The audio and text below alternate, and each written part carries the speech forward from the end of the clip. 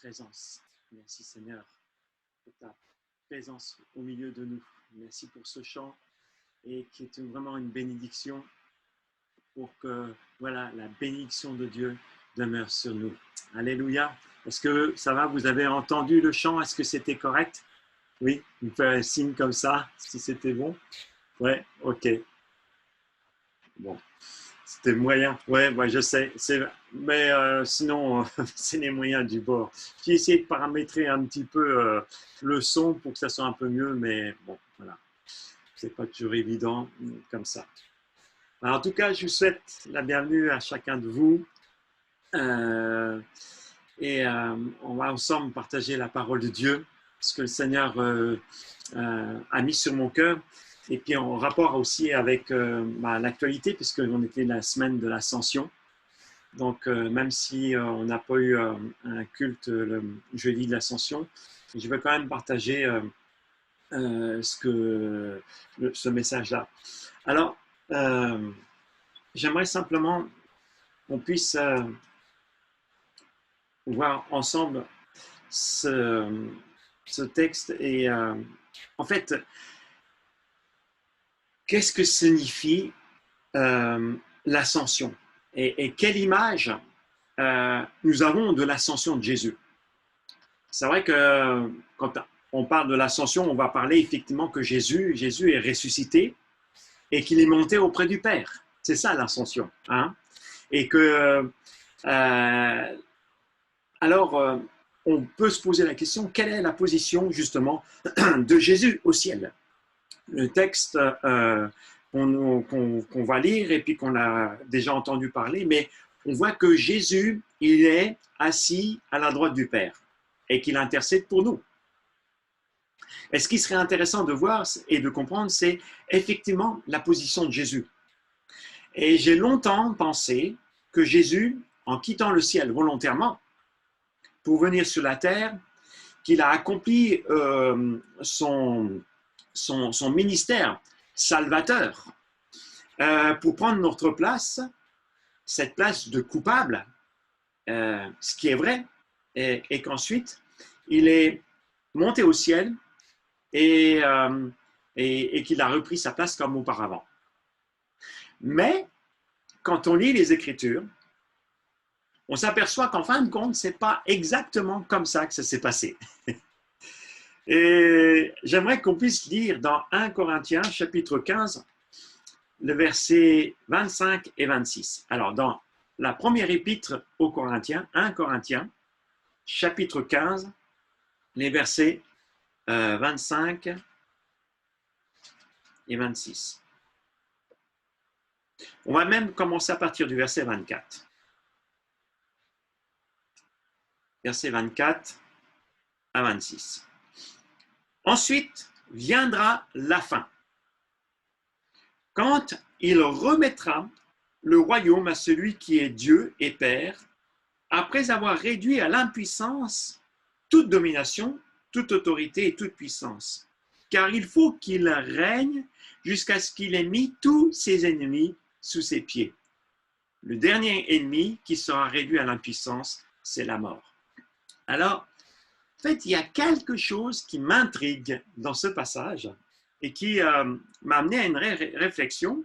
C'est le verset 24 de dire « Ensuite viendra la fin ». Donc, vraiment à la fin de toute chose, à la fin du monde, quand il remettra le royaume à celui qui est Dieu et Père.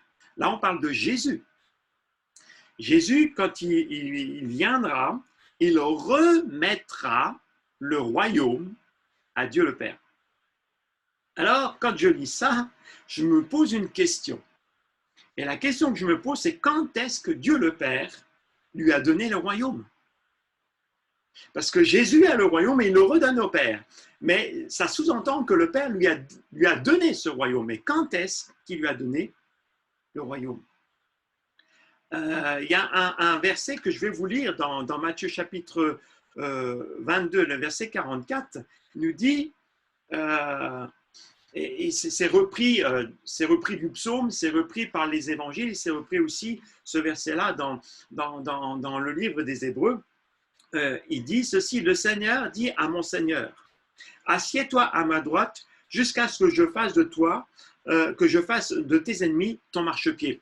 On comprend que là, c'est Dieu qui parle. Le Seigneur dit à mon Seigneur, donc le Seigneur, c'est Dieu qui parle à Jésus et qui lui dit, assieds-toi à ma droite. Est-ce que ça veut dire qu'avant, Jésus n'était pas assis à la droite de Dieu? Et alors, qu'est-ce que cela veut dire? J'aimerais qu'on lise ensemble, justement, dans Philippiens, au chapitre 2, et on va lire du verset 5 à 10. Philippiens, chapitre 2, verset 5 à 10.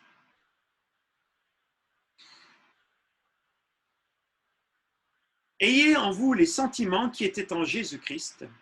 Existant en forme de Dieu, il n'a point regardé son égal avec Dieu comme une proie arrachée, mais il s'est dépouillé lui-même en prenant une forme de serviteur, en devenant semblable aux hommes, et il a paru comme un vrai homme.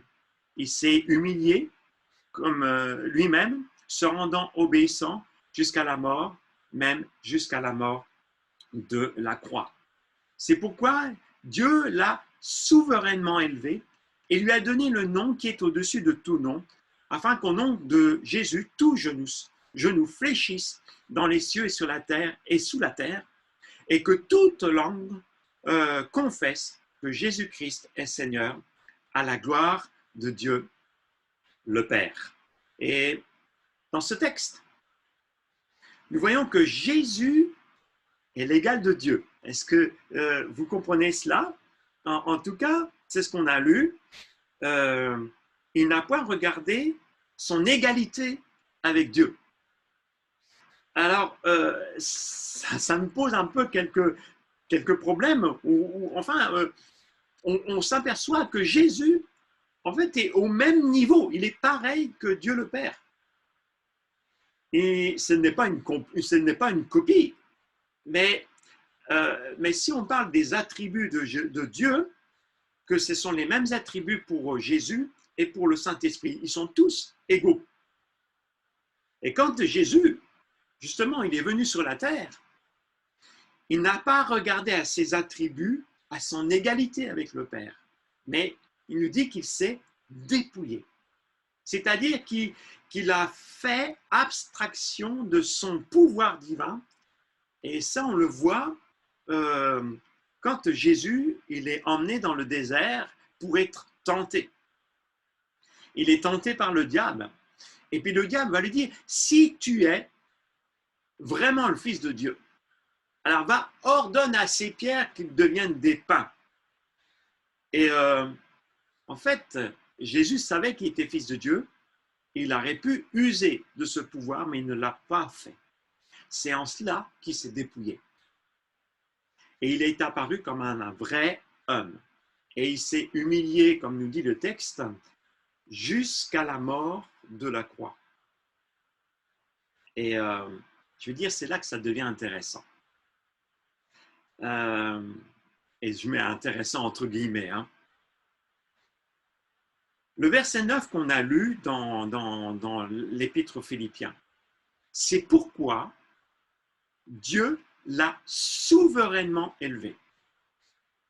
C'est à cause de cette humiliation que Dieu l'a souverainement élevé.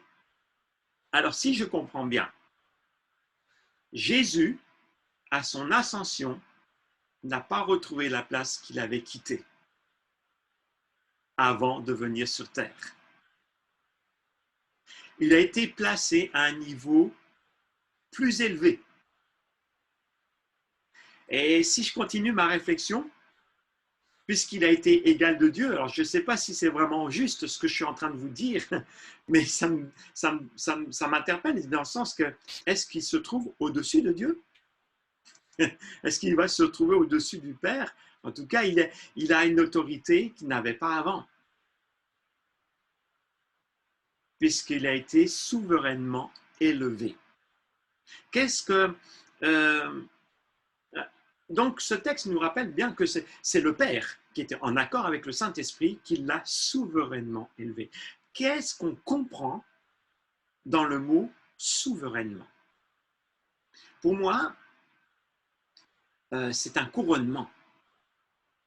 Et si on lit dans l'évangile de Luc, au chapitre 4 et au verset 18 et 19, Luc, chapitre 4, versets 18 et 19. Pour rappeler le contexte de ce texte-là, c'est Jésus qui se trouve dans la synagogue, on lui donne le rouleau du livre d'Ésaïe, il le lit, il l'ouvre et il lit ceci. Au verset 18. L'Esprit du Seigneur est sur moi, parce qu'il m'a oint pour annoncer une bonne nouvelle aux pauvres. Il m'a envoyé pour guérir ceux qui ont le cœur brisé, pour proclamer aux captifs la délivrance et aux aveugles le recouvrement de la vue, pour renvoyer libres les opprimés, pour publier une année de grâce du Seigneur. Le verset 20. Ensuite, il roula le livre, le remit au serviteur et s'assit. Tous ceux qui se trouvaient dans la synagogue avaient les yeux fixés sur lui. Verset 21. Alors, il commença à leur dire, « Aujourd'hui, cette parole de l'Écriture que vous venez d'entendre est accomplie. » Aujourd'hui, cette parole de l'Écriture que vous avez entendue est accomplie. Cette prophétie d'Ésaïe déclare que, en fait, Jésus va déclarer que cette prophétie d'Ésaïe est accomplie. Qui est-ce qui a le pouvoir de publier une année de grâce? Si ce n'est le roi. Qui est-ce qui peut rendre libre si ce n'est un roi? Et d'ailleurs, pour quel motif je dirais, les Juifs ont condamné Jésus? Parce qu'il était fils de Dieu. Mais qu'est-ce qui était écrit en haut de la croix, au-dessus de la tête de Jésus? Fils et roi des Juifs. Roi des Juifs. Et c'est pour ce motif-là qu'on l'a crucifié. Alors, qu'est-ce qui s'est passé à l'Ascension? Moi, je crois que Jésus a été couronné roi. Il a reçu un nom qui est au-dessus de tout nom. C'est ce qu'on a lu dans Philippiens. Je reviens dans Philippiens, chapitre 2.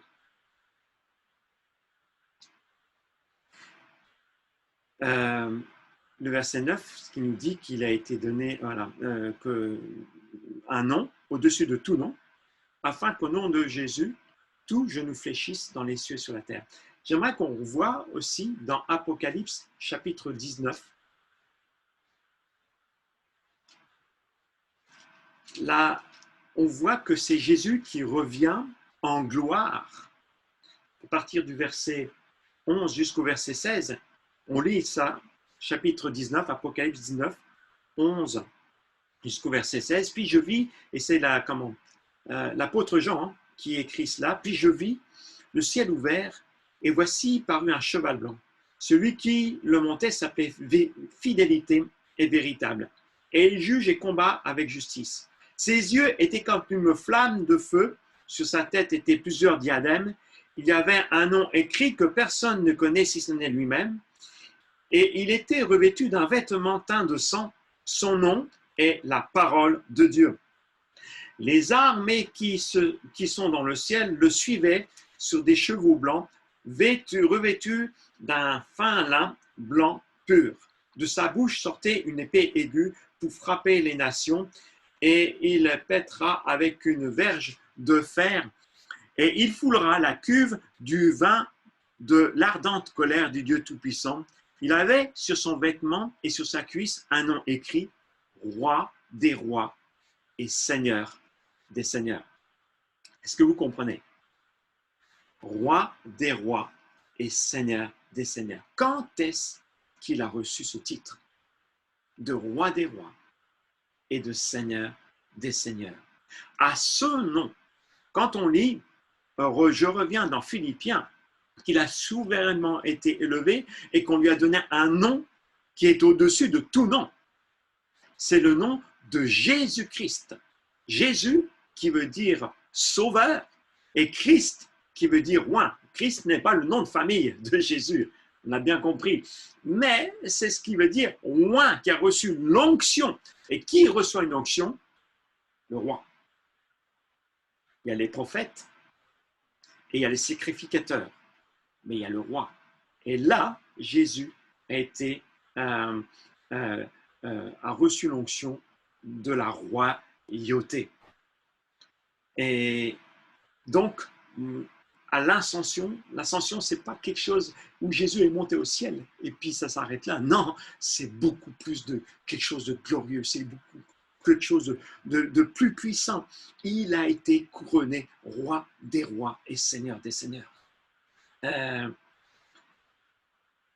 Bien-aimés, comprenez ceci, que Jésus n'est pas seulement notre sauveur, que Jésus n'est pas seulement notre avocat auprès du Père, mais que Jésus n'est pas seulement aussi notre médiateur, celui qui nous a réconciliés avec Dieu le Père, mais il est surtout et avant tout notre roi des rois et notre Seigneur des seigneurs.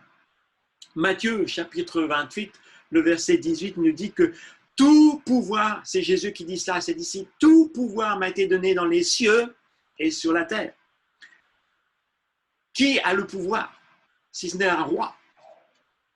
Si ce n'est un roi, non seulement dans les cieux, sur la terre et sous la terre. Ça veut dire que dans les cieux, il règne. Ça veut dire que dans les cieux, tous les êtres célestes louent, adorent et sont soumis au règne de Jésus. Ça veut dire que sur la terre, Jésus règne. Même si aujourd'hui, on a du mal à comprendre un peu son règne, où on voit plutôt le mal régner, Jésus règne sur la terre. Ce qui veut dire aussi sous la terre, ça veut dire qu'il règne également dans tout l'univers, mais aussi dans les lieux où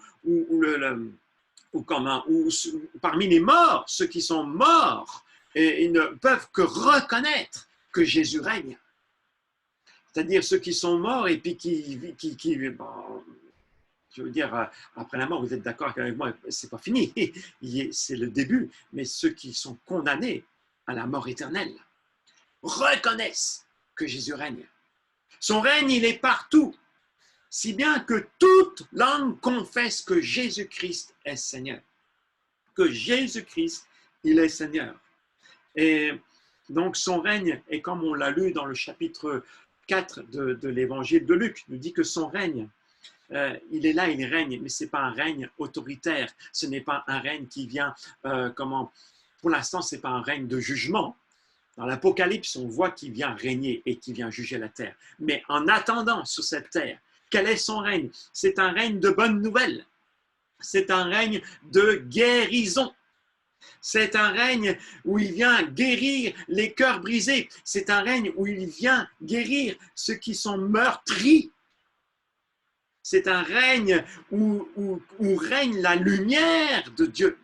Puisqu'il est la lumière qui va conduire ceux qui sont dans les ténèbres à la lumière, puisque les aveugles voient. C'est un règne où il y a la liberté, où les opprimés sont libérés.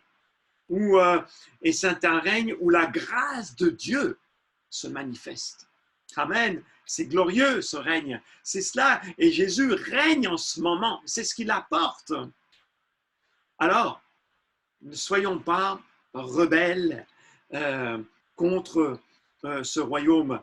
Ne soyons pas de ceux qui font partie, j'irais, de la révolution contre le royaume de Dieu. Vous savez, ceux qui se sont rebellés contre le royaume de Dieu ont été expulsés du royaume de Dieu. Moi, je veux parler du diable et de ses démons qui se sont rebellés. Il y a une révolte et ils ont été exclus du royaume de Dieu. Ils ont été exclus de la présence de Dieu. D'ailleurs, le diable cherche encore des partisans pour sa révolte. Ne le suivez pas, ne l'écoutez pas. Dieu nous dit dans sa parole, résistez au diable et il fuira là de vous. Le diable vient et il veut nous détourner justement pour nous emmener dans sa révolte contre Dieu. Non, n'oubliez pas une chose, Jésus est le roi des rois. Est-ce que vous comprenez ce que ça veut dire? C'est qu'il est le roi au-dessus des rois, qu'il est le Seigneur au-dessus des seigneurs. Donc, c'est la position que Dieu, le Père, lui a donnée quand il dit il l'a souverainement élevé. Au-dessus de, il lui a donné le nom qui est au-dessus de tout nom. Il n'y a personne qui est au-dessus de Jésus. Est-ce qu'on peut penser aussi que même s'il était à l'égal de Dieu, on a du mal à comprendre un petit peu cette position, mais comprenez que en fait, le rôle aujourd'hui, c'est Jésus qui est au-dessus de tout, c'est lui qui règne. Il règne, n'oublions pas cela, il règne. Alors, soumettons-nous, soumettez-vous à Jésus-Christ, soumettez-vous à sa seigneurie, soumettez-vous à son règne, au roi des rois et au seigneur des seigneurs. Même si aujourd'hui, on a l'impression que c'est le mal qui règne. N'oublions pas que Jésus est au-dessus. N'oublions pas que c'est lui qui règne. Même si on vit un temps où le mal progresse avec le bien. Vous savez, on pourrait prendre cette parabole dans l'évangile de Matthieu au chapitre 13. L'évangile de Matthieu au chapitre 13.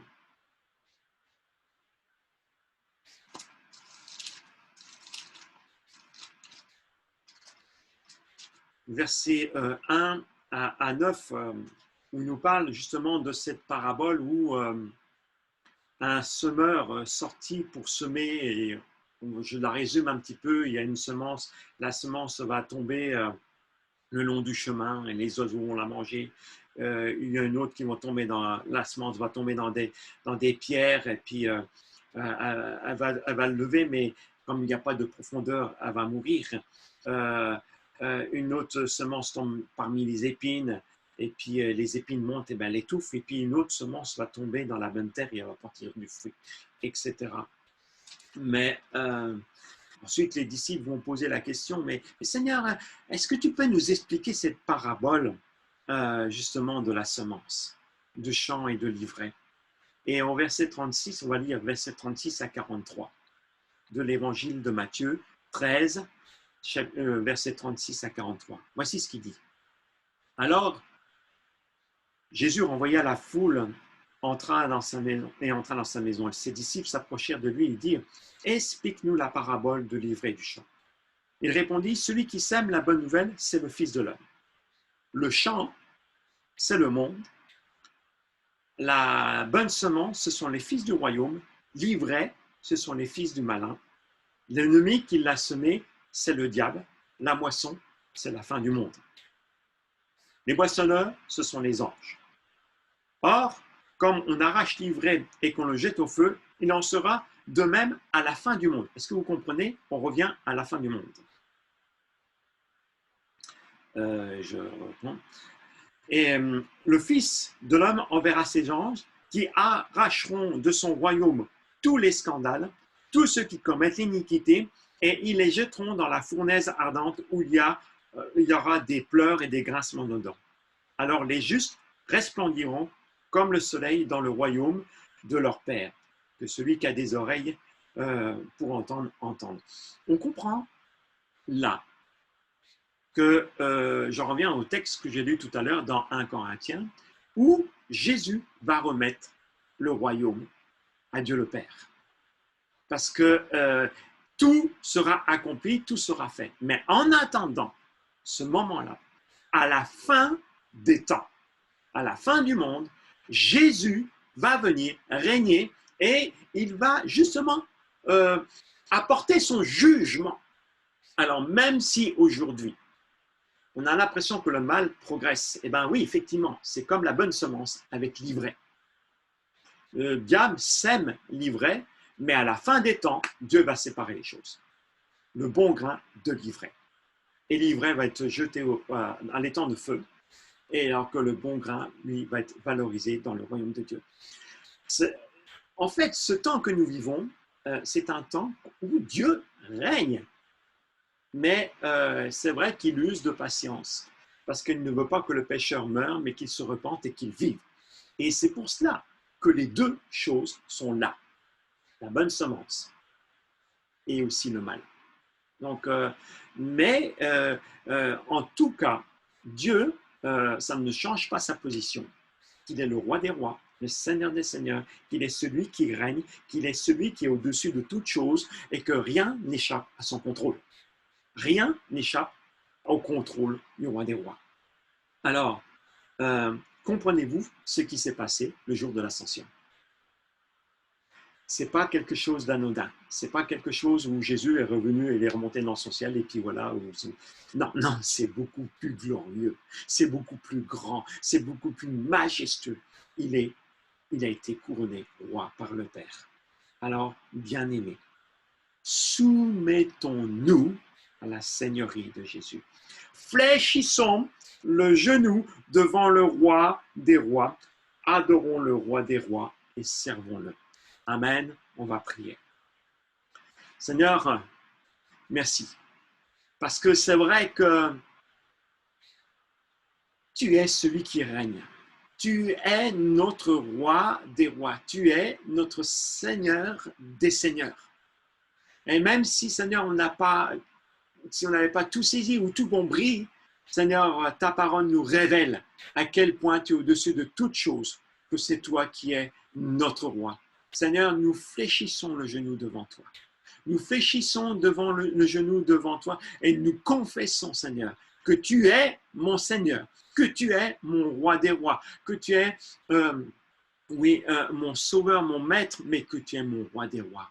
Seigneur, je veux te louer et t'adorer pour cela.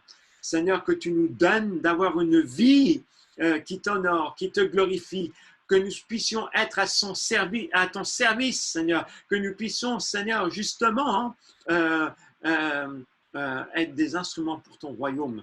Seigneur, révèle-toi encore à nouveau dans nos cœurs.